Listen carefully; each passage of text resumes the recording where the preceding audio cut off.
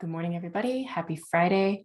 Today, we're going to be doing a little bit of practice with MVC and talking about refactoring our code to just adhere to those principles a little bit more. But before we do that, I wanted to draw your attention to a message I sent earlier this morning in the cohort channel. And that is just please remember to take some time to fill out the cohort culture survey that's linked there. We're going to need those results for this afternoon's Gear Up and for the discussion around that. So I think we've got like probably 10 responses so far, and we'd really like to hear from everybody for that. So make sure that you set aside some time to do that before Gear Up, please, and thank you. Great. So I'm going to go ahead and share my screen. I just have the lesson plan that's linked in the calendar event pulled up here. And there's also a Jamboard linked in the calendar. If any questions come up during this class or during any breakout room sessions, you can go ahead and add them here, and I'll get to them either during class or during office hours if we are short on time. Let's see. Great. So I'm going to go ahead and, well, yeah, I'll put this on my screen and leave it up for a moment. But before I do that, basically what we're doing here is we're going to be looking at these code snippets in the lesson plan and take a few minutes individually to identify any MVC infractions. So any pieces of logic, data logic that are not in the model, or any pieces of presentation logic that aren't in the view, et cetera. And just note these down to yourselves because we'll come back and share out with the larger group what MVC infractions we noticed. And the context of this is that we would be working on an app that tracks comedians and their Netflix specials. So comedians have an age and they have specials in a one-to-many relationship. And specials have a runtime, which is just the length of the special. So we're not going to build anything here. We're not actually pulling down a repo or anything, but I would like everybody to take some time to look at these code snippets, these examples, and just note to yourself what you think would need a refactor in order to be better at practice as far as MVC. We'll take probably until about 10 after the hour and then share out with the group.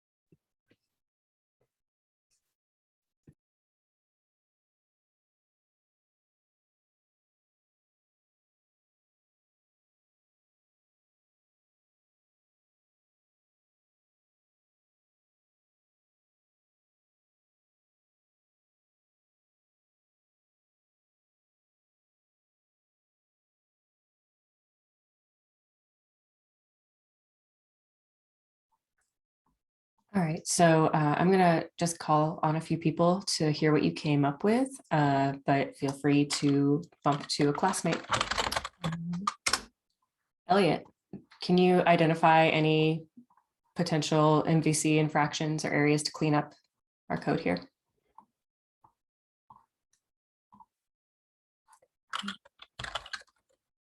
Oh, is Elliot not here? Okay. Friend, Gunnar? Yeah, so in the first one of the models, Mhm. you have def self dot average age, and then they're string interpolating like average age dot round 2 years. Mhm. And they're correct in which the average age is supposed to go in the model, but the round 2 in the years would be Yeah, uh, a views idea, I guess you could say. yeah, I agree with that. And like to elaborate a little bit more, these types of things, like where we're interpolating some code and when we're adding this data to like a string, because this is how we want it to present itself to the user, like this is the context we want the user to see it in. And then even the rounding logic, I think you could argue all of this is presentation logic that would belong in a view rather than a model. Yeah, awesome. Thank you. Let's hear about another one from Brian. Let's see, in the controller, Mhm. you have a class method going on there. That probably should be in the model Which for the class? average age. I'm sorry, for the comedians controller, well, I was just talking about the first one, but Mhm. the average age. Mhm. I'd probably have that in the, yeah, I wouldn't This have it one, set like right? that. Yeah. Totally. And the reason I would say for that would be, sorry, clearing my drawing. We really don't want to be doing the data crunching or the number crunching or any of that type of logic in a controller. We could have like this self.average age, we could call this method from the controller and that would be fine. But actually calling the active record average and passing in age directly should happen away from the controller. I agree. Cool, thank you. Let's see if we can get another one. Alex?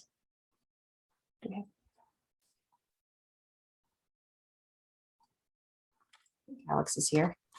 Yeah, sorry. Oh, so there's the last one under the comedians controller show, the Mhm. average special runtime can definitely be refactored. Yeah, I agree. How would you refactor this and like where would you put it?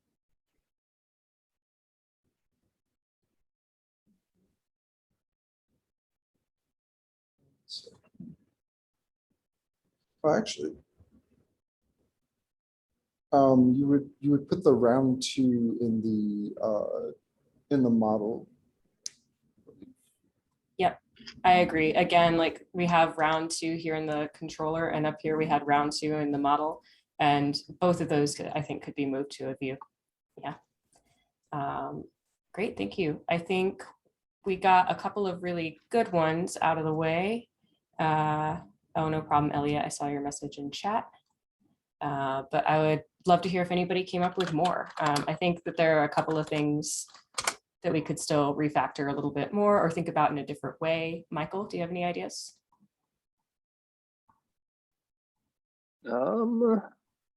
Let's see. I don't think I have any. Yeah. That's cool. Yeah. I think we called out probably the highest importance ones are the most obvious ones. But I'm curious, I'll close out my volunteer thing over here. I'll open it up if anybody else has things that they notice that could be done a different way. What do we have in chat? How about in the views where we call .count? Could that go in the model too? Let's see. Let me see what you're getting at, Sammy. Are you mentioning, oh, this right here, right? Yes. Cool, thank you. Yeah, and I agree that .count really has to do with how many there are in the database, right? That's querying the database for some kind of information. So we could have on the comic model, we could have a method called something like specials count, and then we could call that here in the view, right? Matt? Yes, this is an aside, but is there somewhere we could see the code for volunteer.rb? Sure. If I don't remember to, let me see. have it somewhere. I can post it in code help later since it's a little off topic, but I'd be happy to share that Ruby script. Shall I send you a message in Slack just as a little reminder? That would be great. Thank you. Yeah, thank you. One of the things Super that curious. is, yeah, well, I'm relying on Ruby's randomizing capabilities, which randomizing things in programming is one of the hardest problems to solve. But yeah, I'd be interested in hearing y'all's feedback on that code. It's my main curiosity is where it's getting that information, if not from just a hard-coded list of the names. If it was related to like what was present in Zoom, I'd be very curious. Oh no, it's not that fancy. Yeah, but we can chat about that. Then I can make certain guesses. Thank you. Totally. Antonio. Yeah, I was thinking the method average special runtime in the model. I would think that that would probably belong to the specials model, just because it seems more specific, rather than applying it to comedian, unless it was, I don't know. Yeah, I could see it being done that way, where maybe you have the specials model with a class method that says average runtime, and it averages the runtimes of all of the specials, right? And then from the comedian class here, we could instead call like specials dot and then whatever that class method is, so that we have a class method that's a little bit more flexible. We could get the average runtime of all the specials, or we could call this method, which is calling that other method, to scope it down to a specific comedian. So you could definitely do it that way. Thanks, Antonio. Anything to add there? Matt. I just wanted to bounce off of that real quickly and say that that was actually my first reaction to seeing that, until my thoughts went towards the fact that you were grouping it by the comedian themselves. So going through the specials model, once I started to try to wrap my head around it, it didn't seem like as elegant of a solution as using the comedian model to go through and see their specific specials. So where at first I thought that it was going to be constructed a certain way, I then started to look at it and say, maybe it actually does belong in the comedian model. And I'm sure there are different ways of doing it. It's just that those were the thoughts that I had about it. Yeah, awesome. Yeah, thanks for sharing that. And I think, yeah, in this specific example, we're probably operating under the assumption that we want the average special runtime for a particular comedian. It really would depend upon the use case, how I would be like inclined to write this method. If it was if there was also like a platforms model, like, I don't know, Hulu and Netflix and stuff like that, and I wanted to also be able to get an average special runtime for the specials that were associated with like Netflix, then I might want to have that class method that I could either call from the comedian or from the platform. But if we are only interested in the special runtime, like the average for a specific comedian, then I would reach for this instance method, kind of like you were saying, Matt. Cool. Anybody else have anything to add here? Excuse me, Alex. Yeah, we could probably just refactor. I'm not sure if somebody said this already, but like the average special runtime and the average age, we could just refactor into like an average method and put it on the application controller. And then just pass in the column into the function. So like you could like pass in like average, and then in parentheses age or runtime, and just have it be like column name or something. And because it looks like average age doesn't get called anywhere in the views or anything. So yeah, probably not in the views that we have here. But what you're saying, Alex, is we would have something like application controller, and that inherits from whatever action controller base something. And then here we could have a method that would be like average column, and then you could pass in what column you want to be averaging by, right? yeah. And then in here it would just be like self dot average column, and then that way we could call this on average runtime for a special. We could call it on average age for a comedian, because all of our models do what, like in relation to this? What would give us this behavior, Alex? I'm gonna push a little further on that. What would give us this behavior? Yeah, like if you're saying we put it in application controller, what would be like the programming term? It's okay, like I know I'm putting you on the spot. Modulate or not modulate? No Once you worries. say it, I know I'm gonna know it. Yeah, no worries. And like, this isn't what the class is about at all, but what I think what you're talking about, Alex, is inheritance, right? We have the application Inheritance. Oh, controller. yes. Yeah, and all of our models inherit from that. So we would have this behavior available anywhere, which would be really cool. That'd be an interesting way to do it, assuming we needed to average a lot of things. Yeah, thank you, Alex. It's a great idea. Cool. I think this is a good place to kind of wrap up this part of the exercise. There may be, well, and unless anybody has other like questions or ideas, I think I have a couple of ideas that might be beyond the scope of our lesson today, but I think we got to a lot of the really good ones. Cool. So no questions about what we talked about just now? Any clarifications? Anything else coming up for anybody? I ask because I'm about to send you into breakout rooms to do some refactoring of your own. Taylor. I'm sorry, quick question. So like on the views section where it shows comic.specials.count, just as an example, something I was struggling with a little bit in the project is kind of weighing, I guess, calling like .count, for example, on a collection. If you had a custom collection, for example, where you really wanted to have each of those records in there and then use it in multiple places, it almost seemed like not dry to basically have the .count in that method in the model, because then if you needed that model's collection without the count, it was almost like I had to repeat the method twice. So I guess my question is it really an infraction to have the .count? Or I guess weighing the pro and con from repeating the method to have one with count and one without, to use the same data in slightly different ways versus just calling .count in the view, if that makes sense. It does. I hear you. Struggling with that. What I'm kind of hearing there is like maybe you have, let's say we have a method called on the comic class called specials count. And inside this method, we're doing, we're in the comic class, so we can assume we can use the association to say specials and then say .count, just like we're doing over here in the view. And your question, Taylor, is like, well, what if I just want the comic specials? Then do I have to write a whole new method that does the same thing as this method, but without the count? And the way that I might get around that or find like what feels like a happy medium in terms of MVC and with dry is I would probably, oops, I don't want to be doing that. Hold on. Yeah.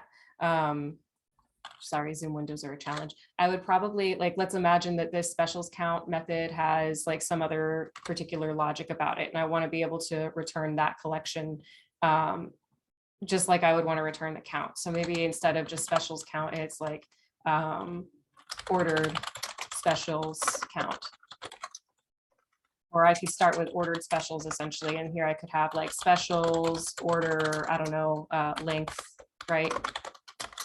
But then if I wanted to get a count of the specials for this comic, I could call that method in a helper method and say specials count. And then I could call ordered specials from here. And then I could run count on that. So that way I'm still kind of using this collection that I've set up in the model. And if I needed that in a view for any reason, I could call just regular ordered specials. But then if I also needed to display the count, I could call the specials count method instead of calling count in the view on this. And it could end up where you're in a situation where you just have tons and tons of helper methods in your model and it's kind of long and kind of bulky. And maybe some of them are only doing slightly different things. But I think it's better practice to have them rely on each other than to like build up the query again from scratch. Like for specials count, I wouldn't want to come in here and do like specials.order length.count, for example. I would want to call the other method that already does that. And then the benefit on the side of the view is that you're not chaining methods. Like we really wouldn't want something like in the view comic.ordered specials count dot whatever, right? We want to keep our views as streamlined as possible and preferably only be calling one model method at a time, just for readability and so that we can limit our views to presentation logic. But yeah, that's how I would handle that kind of case. Does that clear it up a little bit or give ideas on how you might be able to refactor without repeating yourself too much? Yes, absolutely. Thank you very much. You got it. Corinna. Yeah, so kind of building off of that same question, if you're passing in arguments, or say if instead of count, it was a find by, because that's one thing that I think I went back and forth on the project a lot, was for find by to do it here or create a model method passing in those parameters or arguments too. Yeah, So like, yeah, go ahead. nothing. That's Okay. Yeah, I would say the same concepts would apply. I'm not sure if this was your question, but like if you needed comic dot find by special ID or something like that, then in your model, you could have find by special or something. Then it would be like special ID is, you know, your parameter here. I'll just put ID. And then you would do the whatever, I think this would have to be a class method, but you get the idea. Self.find by special, and then you could do like find by, or even, yeah, find by, and you give it the key value argument. So like foreign key. And then you would be able to call find by special here in the view. And so instead it would just be comic find by special ID. And here, I think the takeaway is that you're still only calling one model method, right, on the instance that you have available in your view, and you're not calling active record directly. You're not doing model logic directly. You're utilizing this method that you've set up on your model, and you're calling that from the view, and that would be better MVC. Does that get at what you were getting at, Corinna? Yep. Yeah. Awesome. Yeah, I would do it the same way. Marla?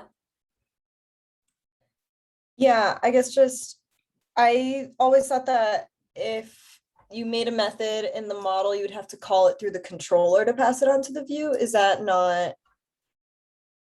really standard? Because right there, we're skipping over the controller, right? Yeah, so the controller is going to be really important for setting up instance variables and retrieving models, but you can imagine a world where maybe we have a view that's like 500 lines long, and we need things like the comic specials count. We need to be able to find a comic by the special ID, and then we need to iterate over comics and do something else with that information. We wouldn't necessarily want to set up every single one of those in the as an instance variable, because that would be like against convention. I forget what I think Sandy Metz has a rule that's something like no more than 3 instance variables in any controller action. And the reason would be that with complicated views like that, this could just get really long. Imagine if we had for the show page at comedian, at average special runtime, at I don't know, like Netflix specials, at next show, like, and you have 17 of these. You are practicing good MVC by setting everything up, going through the controller for everything. But it's not always sustainable to just keep adding instance variables. What's really important is to be accessing your data. When you're accessing your database to like find records, you're finding a comedian by the params ID, that definitely has to go in the controller. Doing like a at specials, basically pinging the database, you would want to go through the controller. And the other thing that you would need to do in the controller is anything that relies on the params. So I think I may have seen some people using the params object in their views, and that will work, but it's much better practice to abstract that stuff to the controller, because the controller's responsibility is pulling things out of the params object and handling the incoming HTTP requests. But when you're defining like methods on a model, it's okay to call those in the view if you have passed the model through the controller, right? We wouldn't want to be going and finding at comedians in the view. We already have that set up, so we could call a class method on comedians in the view, and that would be fine. Does that clear it up a little bit? Yeah, it does. Thank you. Great. Yeah, no problem. Okay, I want to go ahead and stop sharing and make sure that we all have time for some code review for the rest of class. I'm going to send you out into small groups, and the idea here is it should be low stakes and constructive and positive feedback going around the small group. The idea is we'd like you to review each other's projects and just identify places where you could improve the MVC adherence in your project. Maybe your classmates can point out, a potential way to refactor something in the view to only call one method instead of calling 3, or, whatever it is. And I'd recommend we'll take 25 minutes to do this. So set a timer so that everybody has an equal amount of time to share their code. And instead of trying to refactor your code today in this session, just write a comment to yourself in the code so that you can go back on your own time and implement the feedback that your peers gave you. There are additional reminders of the MVC guidance for the refactoring logic in this lesson plan. And you can also feel free to go back to the other MVC lesson that we had in week 1. But yeah, let me go ahead and get those breakout rooms set up. Any questions about what I'm asking you all to do? All right.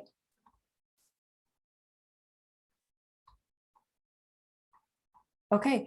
I'll wrap this up at the end just in case there are any questions that come up that we should talk about together as a larger group. But go ahead and build in a POM either now or during your code share sometime. And I'll see you all in about 25 minutes.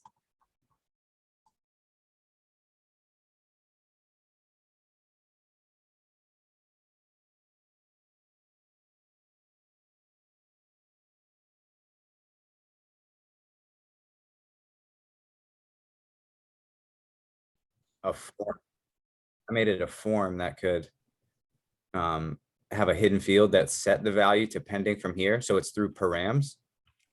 Oh, cool.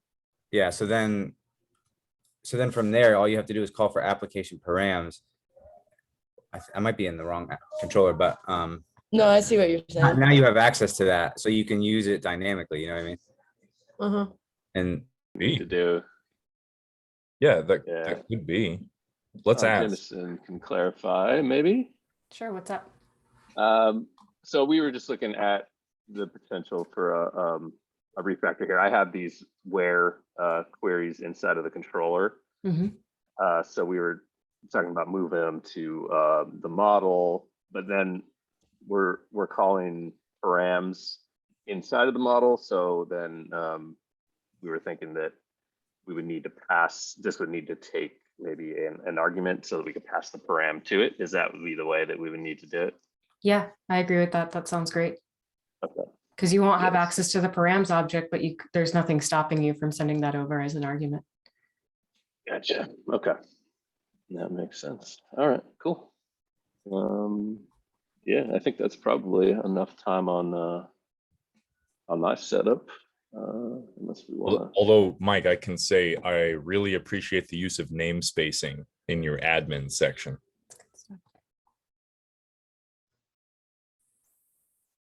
Hey, sorry, I had to leave Zoom because there's some weird preferences thing that it wasn't letting me share my screen, and so, but I'm back. Gotcha. Do you remember who are you in a breakout room with?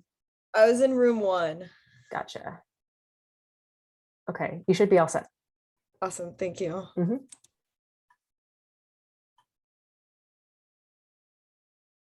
Form that's being submitted.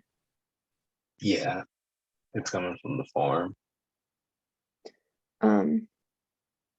How did you get it to work where when you're submitting your params, if you have multiple pets on a page, where if you refresh the page, it keeps those params? Because I found originally I was having issues with that. I was actually just about to ask you too about that. I didn't. Oh, I know. Yeah. Awesome. What's up, Jameson? Hi, just checking in. How are things going? They're going pretty good. I'm having a few technical difficulties on my end, so it's going kind of slow at the moment, but almost there. Okay. Anything that you'd like me to take a look at, or? It's all monitor related in the hub that I have. But I opened my laptop this morning and the bottom 2 inches and the right 2 inches, it's zoomed in and I can't unzoom it. Oh no. But it happened right when class started, so I couldn't reset everything. So Gotcha. And I can't see where my mouse is invisible when it gets to my laptop. So Oh, Yeah, Jacob's been through the ringer. We had a project together in mod 1 and he had an invisible mouse the entire project basically, Yeah, and it's still made it through. Did you Yeah. get like really good at Vim or? I honestly, I don't know how I did it. One thing, like, I don't know if you can tell how big this cursor is. It's huge, yeah. It's huge, but the only way that I can see it is if it's to the max size. So I like if it's not, then it's invisible. So it's strange. That's But pretty weird. I hope you Whoa. get something like, I hope you get this sorted out. Like, sounds like a pain, but it'll be all right. It Making looks it like work. my grandma's computer. Like the cursor is the size of a tab. Right. And then Bigger. like the mouth, like the hand, it's just giant. It's like a Mickey Mouse hand pointing at stuff. But Hilarious. yeah. good luck, y'all. Let me know if I Thank can you. help with anything. All right. Shake thing. Yeah, that's funny. All right, Hey, whose turn is? Jameson. Hello. Hello. Hi, just popping in. Yeah, we went over and now we're talking Olympics and Oh yeah, I keep forgetting the opening ceremony happens tonight, or that already happened. Haven't kept up. Started at 7. Gotcha. Yeah. Fun stuff. 7 a.m. Yeah, I didn't know the Olympics were happening, so yeah, these I guys. got into this breakout room. It's bad. And like I just passed those as arguments, and then like the method just did it, and then that allows you to test it and on the model side to make sure it's working correctly. Yeah, it's a good idea. Yeah, and then you probably only need to pass it the params description as your argument. And then render these partials from like basically in there. Okay. So, but yeah, it was definitely pretty messy in this, and then I just kind of did a refactor, which was very time consuming.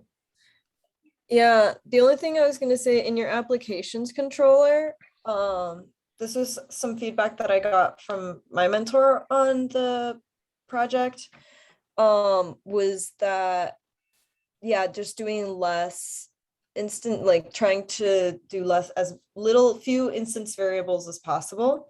Yeah. She even was like trying to get me to refactor it to only have 1 instance variable, maybe 2, max, per controller method. So I don't know. That's the only thing that I would say. I don't even know how to like approach that, because one of the things I'm going to try to do this weekend is start working on how to refactor that. But that's just some feedback she gave me, and so that's, yeah. So I guess I'm just passing that on. Yeah, no, that's what I tried to incorporate here, just having like 1 instance variable, and then I had to like update stuff here, so I kind of had to have like 3.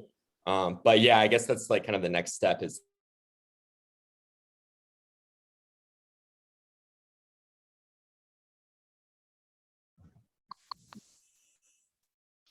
Hi, everyone.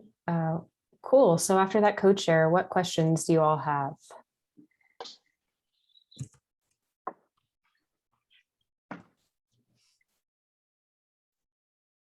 Marla?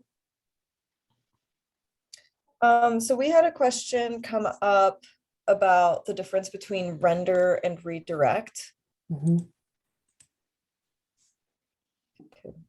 don't know what it is. Gotcha. Okay, so do you have like an example or any context, or is it just more generally what's the difference between render and redirect?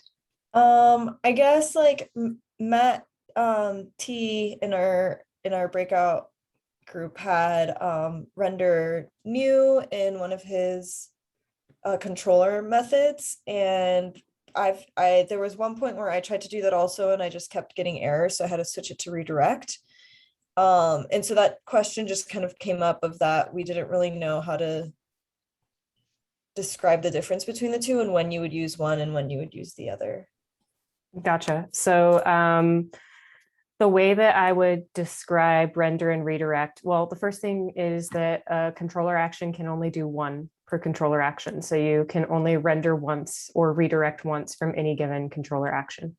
The second thing to know is that the default behavior is for the action to just render whatever view matches conventionally with the name of the controller and the name of the action. There will be a corresponding view with a corresponding directory, and then views, there will be a corresponding directory, and then finally a corresponding view file, the HTML ERB file. Name should match the name of the controller action. And that's how the automatic rendering behavior is kind of set up. You can also override that behavior by setting up a redirect, which would mean at the end of this controller action, you're essentially using that controller action as a stepping stone to another HTTP request. So you can, one like really common example of this would be when you're patching or posting. There is no view associated with like an update action, right? In the examples we've looked at so far, but you would want to redirect to where you expect that new information or updated information to be. So you might redirect to an index page or redirect to a show page. And the idea is that redirect is doing a whole other HTTP request and response. With a render, you're overriding the default render behavior and saying, hey, instead of rendering the view that you're automatically going to look for, Rails controller, render this other thing instead. And then you're passing it the view that you want to render from that point. And it's not a new HTTP request. It's just dropping a view onto it's sending back whatever view you specify as the response. Any follow-up on that? Yeah, that's incredibly helpful. So basically, a redirect sends it back to the get or back to the routes file, and then a render sends it directly to whatever view file you specify. Yep, exactly. And in most cases, it's best to set it up in a way that you don't have to specify which view you're rendering, that it just goes by convention.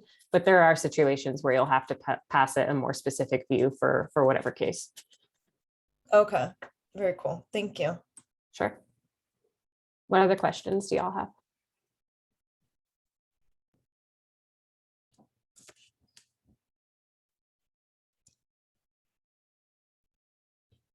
Taylor.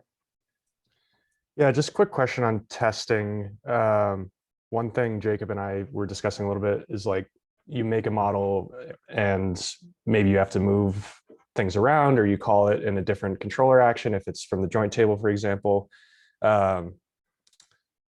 Is there, I guess, convention as to where tests should go? So if it's built from this model, it should absolutely go in this model spec, or if it's called from, for example, the join table model, and it's kind of more logical or readable because it's part of that kind of overarching action, it's okay to have it not in that specific model spec, if that makes sense.